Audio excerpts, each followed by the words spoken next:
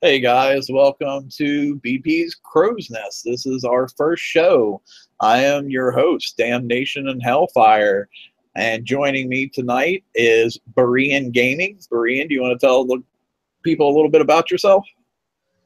Hi, good evening, everybody. It's definitely a pleasure to be here this evening. Been a BP player for about 4.5 years now. I enjoy the game, even with all of its stresses and everything. And, I just want to hopefully be able to share some stuff with y'all. That way, y'all's game can step up just like all of ours has. And we're also joined by Ross Crow. Ross, tell everybody a little bit about yourself. Hello, I'm Ross Crow, leader of the Crow Alliance. So I'm currently in Sector 310. We have about an alliance of about 100 people. And so I'm here to the show to add a little PvP to the game. And that's what it's at. Good man, because PvP is definitely not my strong suit. I had the theory behind it. I have the theory for the builds. I just don't usually have the dock time nor the coin to do it. So let's get right into things. We'll start doing some slides here. And episode 1, the Maiden Voyage of the Crow's Nest. First thing I want to do is a little bit of a week in review. Talk about some of the things that happened last week. Called Arms Icebreaker Campaign. They did another rerun of that. Damage, I thought, was pretty reasonable this time. It seemed like it was definitely lower than the last time. What did you guys think? I totally agree. It was a little bit down. Well, that or my ships got a little bit better, but all in all, the damage taken was very low. And I can definitely say that the damage was definitely at a reasonable spot on it, lower than what we would have seen in the raids. Even with the tank getting hit with cold snaps, it was still holding up really well. So it definitely made for a fun run, getting a few more of them tokens. We also had the Inquisitor campaign, which honestly, if you had a fleet of Skyfires or a fleet of Phoenixes that were pretty decently built, this campaign was so much fun as far as damage-wise. It was very minimal damage. My only complaint about this campaign was the targets take a long time to do, so therefore the whole campaign, each run-through took a while to do. But overall, damage-wise, it was right on the money. We were definitely rewarded for having put the time and the effort into our builds. Oh, I totally agree. I used a Skyfire, so it was actually coin free. We just timed it right, so it was good. Good deal. We also had the Hunger campaign, which damage-wise, I found it to be pretty much the exact same as last time. You guys think the same or no? I agree. I didn't see any difference actually at all. You have to go through the whole entire thing again, but I haven't noticed any change. I really didn't hit that one this time through, so I don't have an opinion, yay or nay, on that one. And then we had the Skyfire campaign, which, oh my gosh, the damage on this one and the last 2 encounters of the 3rd prize pack, over the top in my opinion. This is like really the only campaign that I had a complaint about. Like, damage was definitely increased from last time, and my personal opinion, that seems totally backwards from the way they should do it. Like, the second time you run the campaign, the damage should go down, not up, because the people who weren't able to get it the first time should have a better shot of being able to get it the second time, not, oh, you couldn't get it the first time, where you're definitely shut out this time.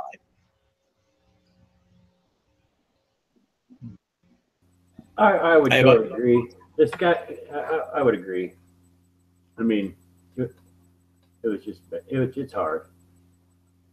I mean, I felt like the damage was up the first time that they went through it, and I always try to make the comparison between You know, raid level damage versus you know, we just came out of the garrison cycle a couple of months ago, and you know, you look at how for the Forsaken mission that damage level went down huge compared to the raid. Well, I looked at the Skyfires on the Skyfire campaign. It was like, okay, here's how much damage you got during the raid. Let's go ahead and add to that, and it just it made it very, very aggravating. Yeah, so it seems like we're all in agreement on that one. So, Kix Eye, if you're watching, definitely when you bring these back, lower the damage the second run, not increase the damage. It just makes more sense in the big picture of things. So, this is something I happened to run across in the game. I found pretty damn amusing, if I'm honest with myself. And I call this, as you can see, another fine example of Kix Eye math. Two of their time-limited offers here that were exactly the same. And you got 4 25,000 VXP incinerator tokens. However, when you look at the prices, one at an 89% discount was $19.99, and then somehow the next one for a 90% discount was $40 more. I don't know. It seemed pretty crazy to me. Like I said, another great example of Kix Eye math in progress. So as far as bug fixes and tuning this week, they fixed an issue where limited blueprints were not accurately displaying their available amount for some users. I personally did not have this problem. Did either one of you guys have this problem? No, I haven't seen it. The only time I ran into it was a while back. I had taken some time off of the game, and when I came back, I got to looking. They had the Draconian Scattergun, the limited blueprint, and when I looked at it, it told me that I had -1 blueprints. So I guess that probably falls in line with what they were discussing there. Yes, that's very possible. Either that or you were so bad at that campaign that it took your blueprint away. They also fixed the number of hive nodes that prevented users from linking up.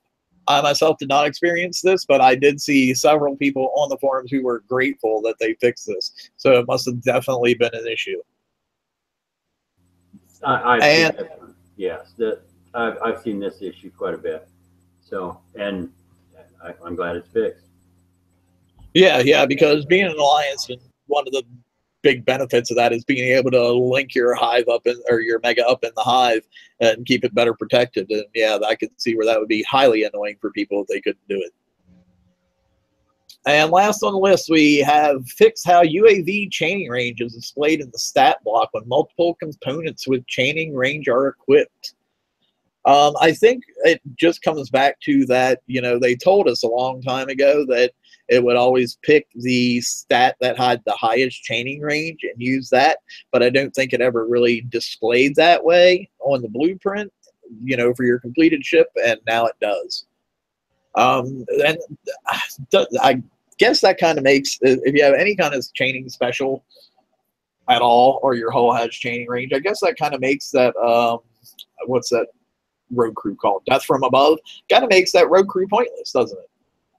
Well, in a way, what I've found is it does decrease the chaining range overall. However, at the same time, it increases these critical hits.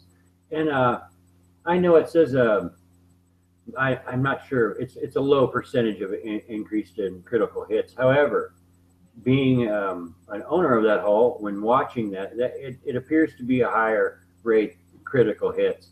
And when comparison, I'm taking about, you know, when I use that crew and when I didn't use that crew just to run a test, I took about the same amount of damage in the hull.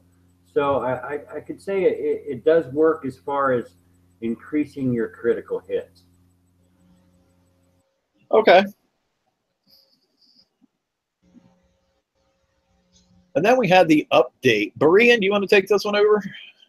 All right. This week they have taken a couple of the older TLCs and they're rerunning them for us. And you know, just as a little note, I'm kind of glad that they keep kind of rerunning these TLCs. It gives us the added opportunities to get the stuff that we've missed. Good job, Kickside. Big kudo for that one. Well, and just to interject a little something here, especially now that all the stats are out for the Voltron thing, or as I like to call it, Captain Planet, just because I like to be different. Now that we kind of are starting to understand the way these work together, and we've gotten stats for them and whatnot, it's definitely wise on their part to offer these components for that fleet yet again. Absolutely, absolutely. Now, the first one we've got listed here is going to be it's the Plunder campaign. You know, that's the one where we got the Survivor in originally. They're still doing it that way. They still have the base special. They still have the Emancipator, the turret for it. Now this one, just like before, you're going to have your skirmisher targets. You're also going to have your base hit targets. Hey, I love the base hit targets. Another big kudo. I love doing those base hits like that. Thanks, Kickside. Great work on it. You know, it's you know, as you see what we've got posted here, you got 6 hours for the first run. You got 5 different encounters. It's all just like before, a number of encounters, the amount of time. You hear it all the time before. Hey, you know, I already got the Survivor. I already got all 5 of them. Do it again. You never know when all those tokens are going to come in handy for you. And of course, this campaign is the one you want to use your Tide Seekers or your Hell Race for. But you could also, if I'm not mistaken, you can use your FM fleet to get through the non-conquer encounters in it. Correct? I've not personally tried that on the Plunder campaign, but I do remember. I've not tried it yet, this new re-release, but I remember before. It's kind of the similar complaint that we have with the Skyfire. It's like the damage levels are like raid level and higher on it. I've not tried it this re-release yet, but maybe somebody in chat can either confirm or deny that allegation. Yeah, Caleb over in chat is confirming that yes, you can use your FM fleet to go in here and do the non-conqueror encounters. So thank you for confirming that, Caleb.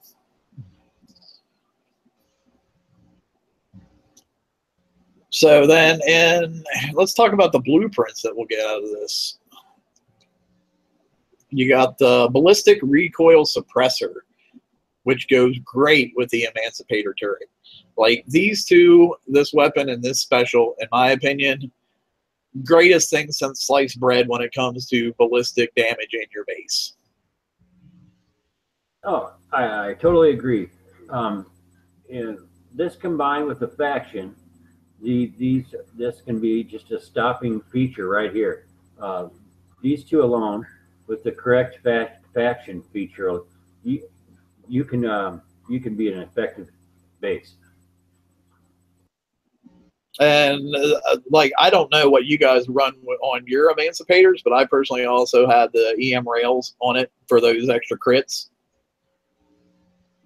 Because holy crap, yeah, holy crap, when you start looking at that damage and then you coil it with, or pair it up with a recoil suppressor, and then you put EM rails on there for, you know, a crit, oh my gosh, that does like crazy damage. Well, I mean, I'll be absolutely honest. I've not even gotten through this campaign. I haven't even gotten through the first prize pool on it. I've got tides, but boy, they get hurt bad even in that first encounter. But I definitely say that I would love to get that.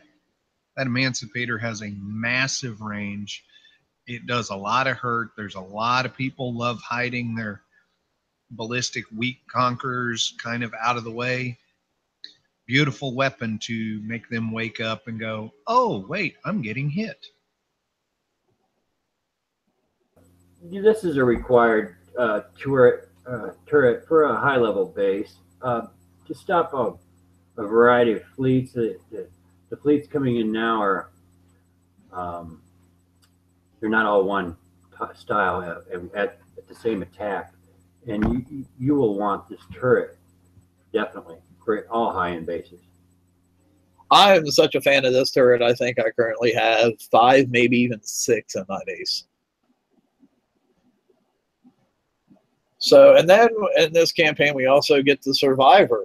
Ross, this is one for you to talk about for a little while. Well, the Survivor hull here is an amazing hull.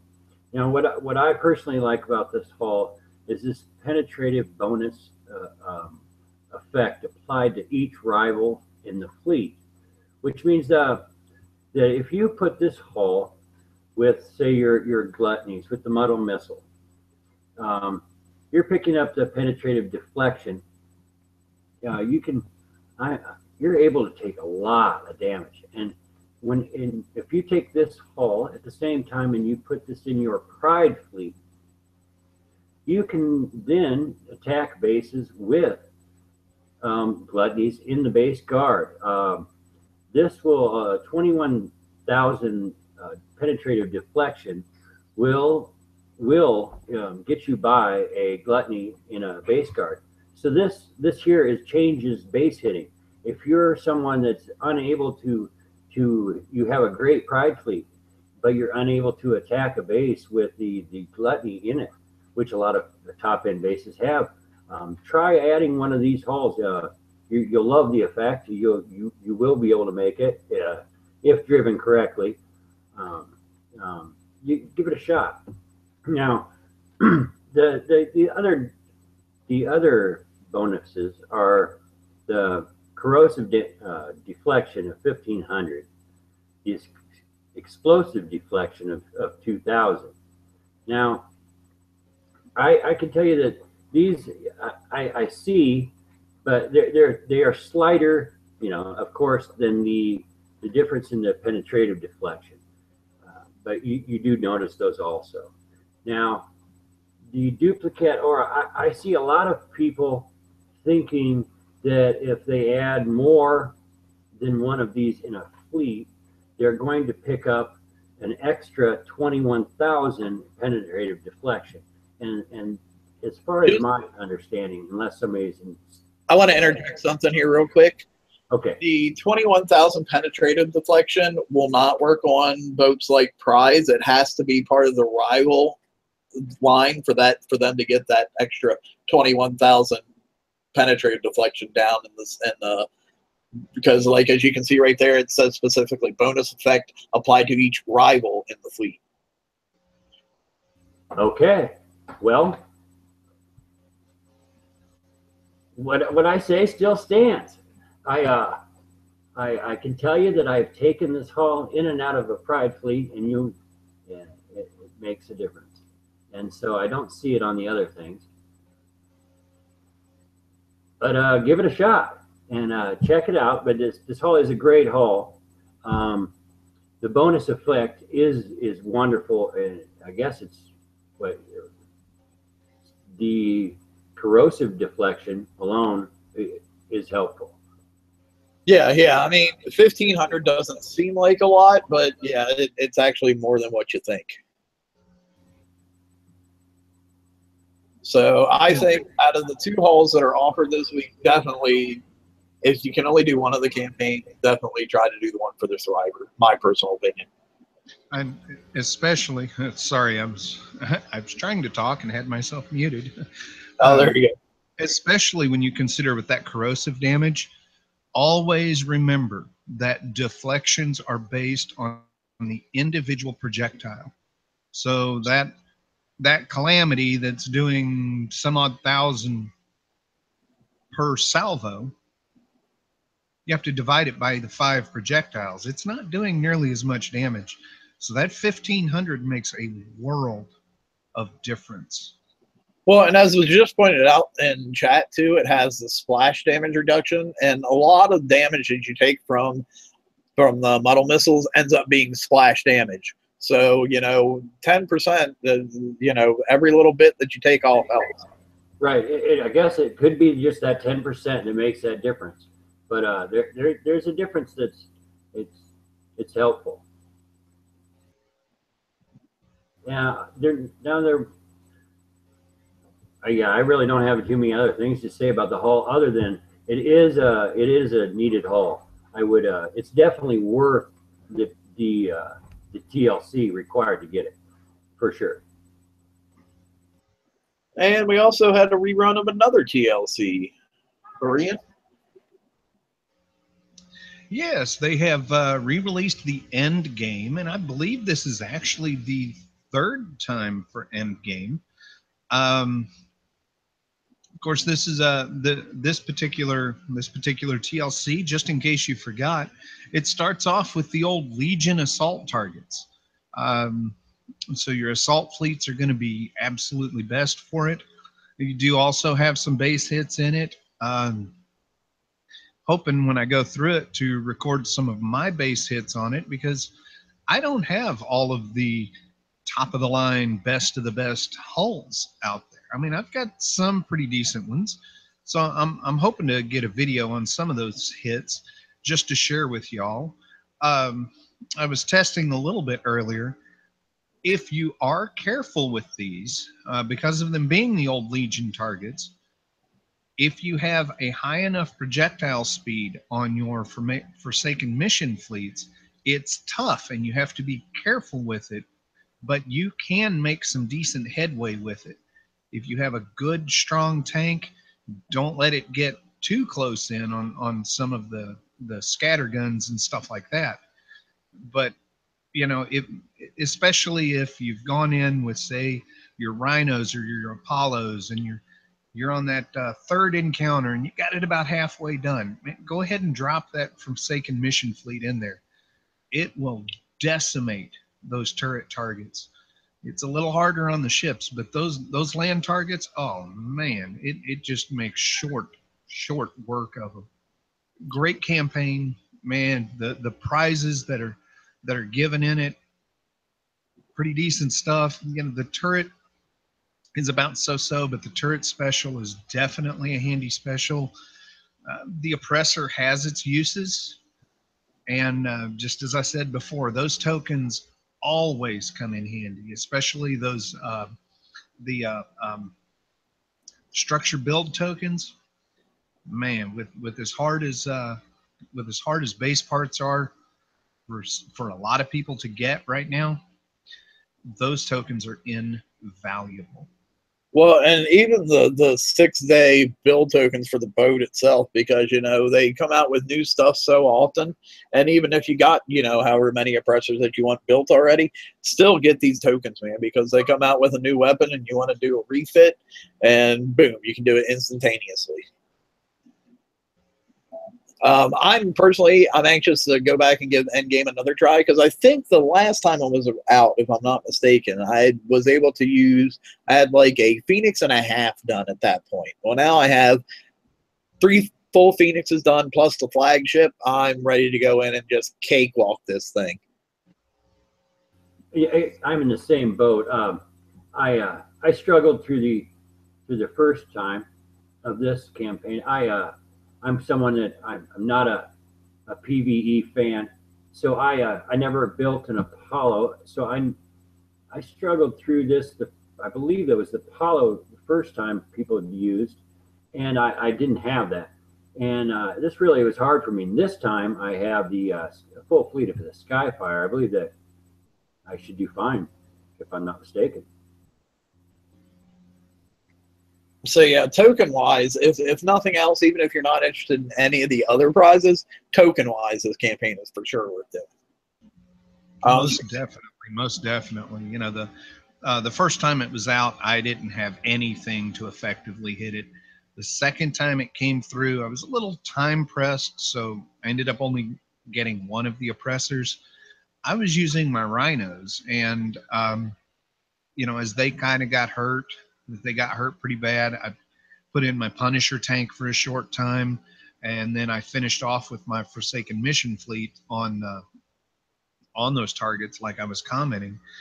The base hits, I do not even remember for sure what I used on the base hits. I did get one of the oppressors. Personally, I use it in my base defense. Got a few little secrets on it. And one of these nights when we get to focusing on base defense, I'll share some of them secrets with y'all. Sounds good. And here are the two. Here's the turret and the special blueprint that we get out of this campaign. I like the fuel tank, to be honest. You know, anything that uses splash, this is definitely a great addition to. Myself, I'm not so fond of the explosive turret just because so many of the basers out there right now have such high explosive deflection numbers that it's not near as relevant to, in my opinion anyway, as what explosive damage would have been at other times in the game. Your guys' thoughts? The stats wise are great. I mean, look at the damage alone.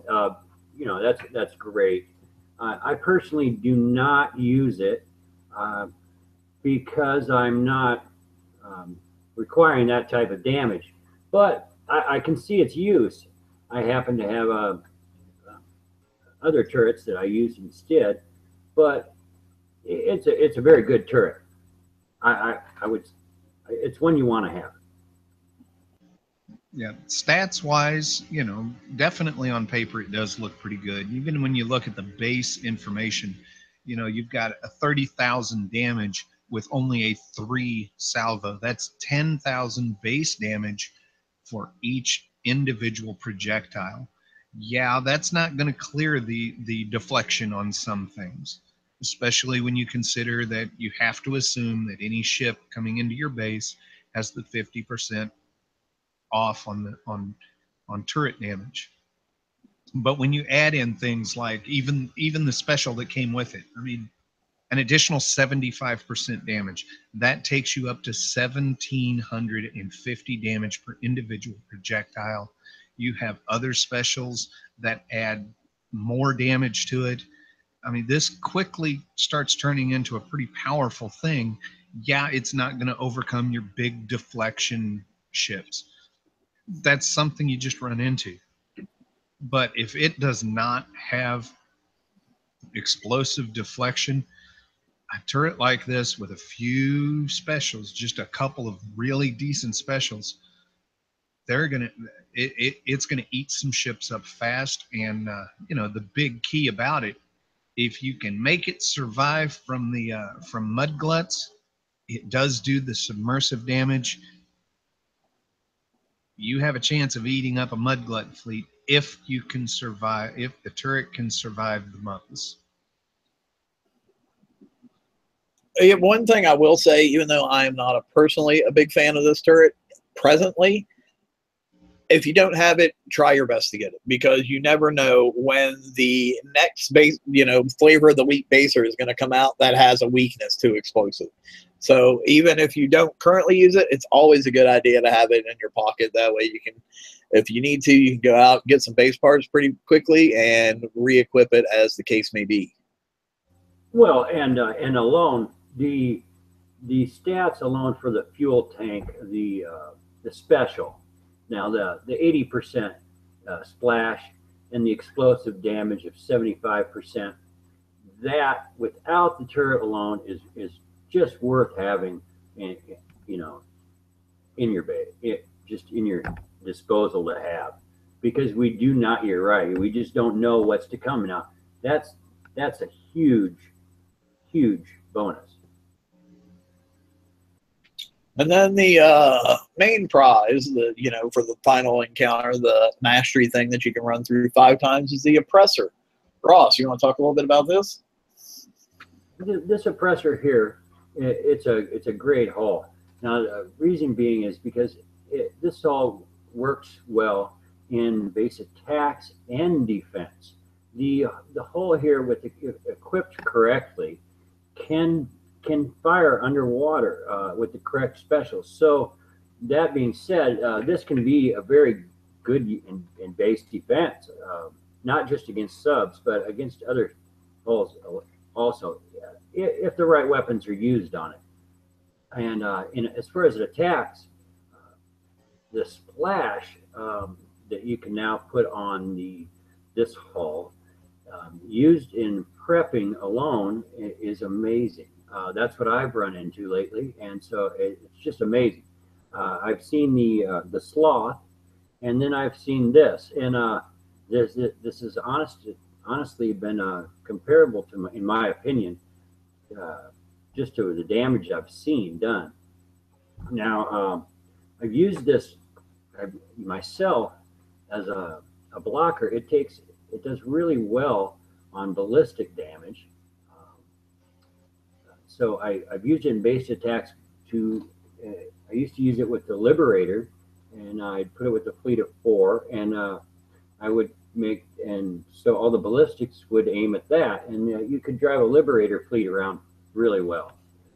The remote targeting range is decent also.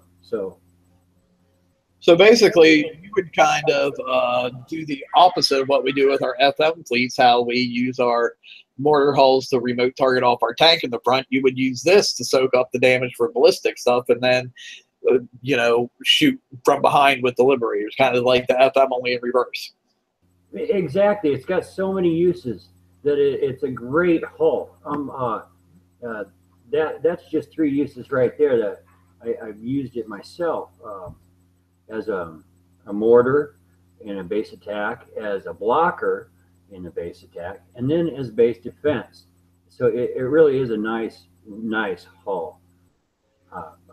This one, I've used this hull myself. I don't currently use this hull in my base guard, but I have, and I like the results. So I would suggest anyone to get this hull. And of course, you cannot do without commenting, because you know, ballistics have been kind of bigger. Now, you know, the Voltron effect, the Captain Planet effect, whatever that was that you were using. You know, look at that aura that's given to the rivals. You know, that's a healthy chunk of ballistic deflection. And that little bit of deflection just by itself can make the difference between a fleet dying or a fleet killing that base. Yes, and the amount that this is actually given, it can make the difference. I would also say, for any of the people out there who aren't necessarily big mortar fans, and you know, they're like, oh, I don't really want to use an oppressor for chucking mortars and all that, get it for the Voltron effect, if nothing else, or the Captain Planet effect. You know, like they were saying, that 3,500 ballistic deflection, pretty big deal. So I just want to go and touch over the duplicate aura cap thing. Ross had talked a little bit about it. But there seems to be a whole lot of confusion, and like, because people were thinking, okay, duplicate aura kappa 1 means it only affects itself, or duplicate aura kappa 1 means it only affects one other boat. No, it will affect all the rivals that are in your. If, say, for example, I have 2 survivors in my fleet, they will not both grant 21,000 penetrative deflection to all my boats. They will only one of them will grant that. So you're better off not using duplicates if you're going for that full Voltron or Captain Planet effect. And I guess really the last thing we kind of have to talk about tonight, so it's going to be kind of a short show, guys. Sorry, there wasn't a whole lot in this week's update. So, you know, we kind of just have to deal with what we're given. But we do want to go into the Ross report. Ross has done some stuff with Inquisitors, and this is one of the builds that he tried that he sent me. You want to go into this a little bit more, Ross? I would love to. Now, this hull I absolutely love. Now, I've built 3 myself so far, and I haven't been able to rank them. I'm not one of the lucky fortunates to get the special ranking offer yet, but look out. It's around the corner. And so, but what I have done is I built my ships on purpose, a variety, to test out just my thoughts on this hull. Now, this one that's shown on the screen here, you'll notice the build, the splash is at 169. Now, that's really high actually, but it is low compared to what you can go with this hull. This hull, you can get the hull well over 200. By dropping the evade you're able to drop it, go boost well over 200. However, then you are subject to the slowdown effect that I have noticed. So depending on your use, you are able to get the splash much higher. This one here, I put in a Pride fleet with a Basago Pride and a Survivor. And I just only used this hull, but I used all the auras from the others, and I drove this hull amazingly through bases that it was a little humorous. The guards were gone the second you hit the first ship. The guards do disappear, and so this was similar to the release of the Gluttony and the Metal Missile. This is going to be a shock factor 10 for bases used correctly. I was just using one at a time, and it was overwhelming. And so this is going to be quite the haul, and quite the haul to stop because just of the splash factor alone. I suggest that anybody that has the ability to get this haul, get the haul. And what I also was really enjoying is in my short testing that I was getting caught in several bases leaving because I was trying to video, and the thermal on this hull made it wonderful. I mean, I didn't lose a single fleet to fleet battle coming out of bases. So that alone is a coin saver. I only have good things to say about this hull. I have not tried it with other weapons, and I will do so in the future and to let you know. Well, I know one thing I thought interesting about this hull was, you know, it has corrosive buffs, but the one thing it doesn't have is a corrosive range buff, which I thought was kind of interesting. So that would kind of make me shy away from putting scatterguns on it myself. But, you know, I don't know. Other people might have different opinions, but that was my first initial take on it. I have seen a single scattergun Inquisitor. I always get them backwards because of the time off. I always get these two backwards. But the heavy structure one, I always forget if it's the Ruin or the other one. But I saw one of those Inquisitors walk some good upper mid-level bases by itself, not even using any other ships, just soloed and almost no rank on it whatsoever. Yeah, like I said, we've got several people in my alliance alone, and some are in chat, and they could attest that the hull is it's pretty amazing. Mine are not ranked, so I'm having to keep them in my dock, unfortunately, because but they are soon to come out. I looked at I did want to say that it is a downfall that 49 coins per rank for this hull. So that's a little bit of a turn off for me. So I'm waiting for the specials to come, but I do have them built complete just because I wanted to test them, and that's how I did it. And I have built several different. So I will let you know on it. My report on what to come. I noticed the radioactive deflection is 0 basically in this hull. So I did put the shock plate on mine. It worked great. I love this hull. So it does need ranked. I've noticed that missiles are able to also damage this hull. So you want to keep that in mind. But other than that, this is going to be a new favorite of mine for a brief period, I guess, until the stop to it comes. And I know. that's about all I have on it. But it's a wonderful hull.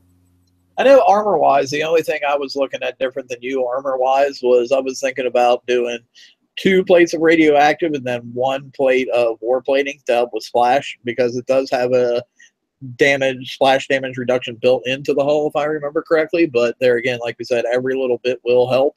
And I myself, I was like, 10K seems like it should be pretty sufficient radioactive deflection based on most things in the game right now.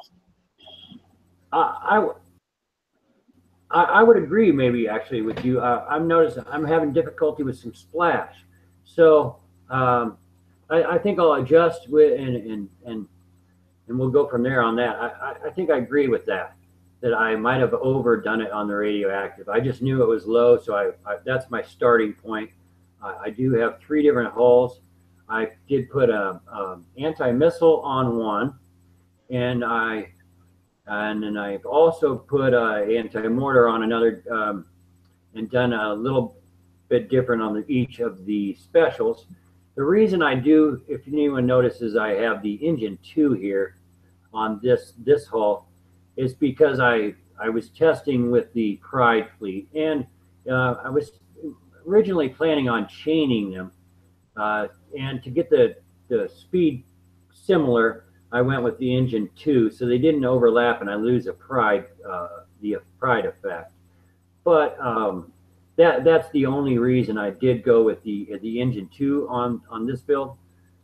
Was for I think even with engine 2, it still goes like 42 miles an hour or something, doesn't it? And like and using an engine that low will also help you with fitting with weight issues, because I know personally when I was toying around with it, as I was getting all my specials and all my armors I wanted on, and I started looking at my weight and I'm like, oh my goodness, I'm way overweight. So that's definitely something that'll help you trim some weight, but you'll still be at a pretty good combat speed, in my opinion.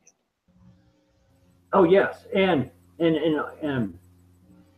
you're definitely at a good combat speed. I mean, I was amazed when I started trying them out with the different engines to get the speeds correct.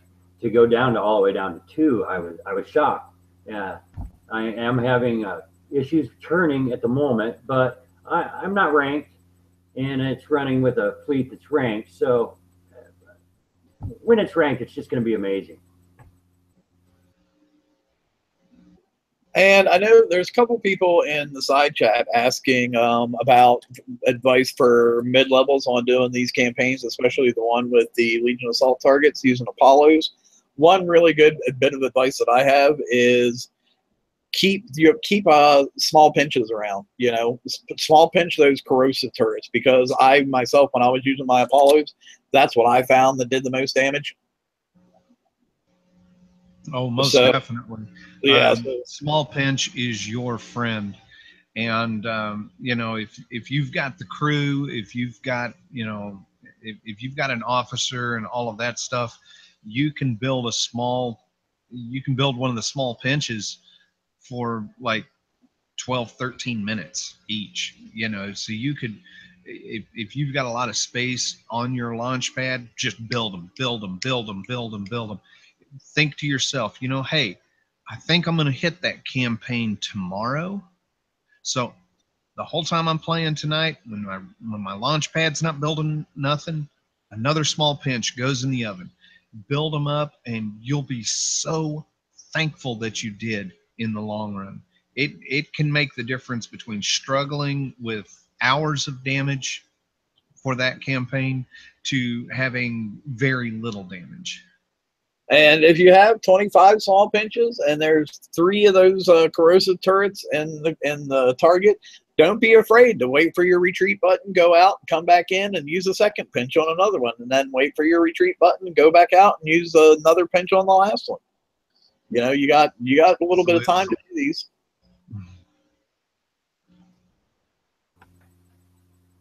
But I think that kind of wraps it up for tonight. Like I said, it was a rather small update. I know when I saw the update, I was like, oh, that's not a very good update for a premiere for our show. And it's not much information going on. But with, you know, a lot of this being repeats, I think we kind of stretched it out fairly well and did a pretty good job. of eating up a fair amount of time. So I'd like to thank everybody that showed up for the chat. And we definitely appreciate you and appreciate your input and appreciate you coming out and watching us. And make sure you join our Facebook group at BP Crow's Nest. And we hope to see you there. Yes, glad to have you. And I also like to add, if you'd like things tested and throughout the show, put it on the page and I'll give it a shot and we'll try it out for you and we'll give you some reports back. Thanks for being there and appreciate it. Hey, definitely good to see y'all there in chat this evening. Man, it has been such a pleasure sharing this information with y'all. Don't forget, hey, right underneath that video, look right there. Yeah, it's right over there on the right side of the screen. That great big subscribe button. Hey, get a big old hit on that one. And if you happen to miss the update on the Facebook page, you'll get notified that we've gone on air. Come back, see us, bring your friends, bring your enemies. Hey, just have a big old party, because that's what the Nest is all about. And one last thing I want to say in closing. I want to give special thanks to TSM and Andrew from over at TSC. They were very helpful and very supportive in me starting this and gave me a lot of tips and shared a lot of analytical information and tips and stuff on doing videos that I am greatly appreciative for. And I think that wraps it up. You guys have a good night.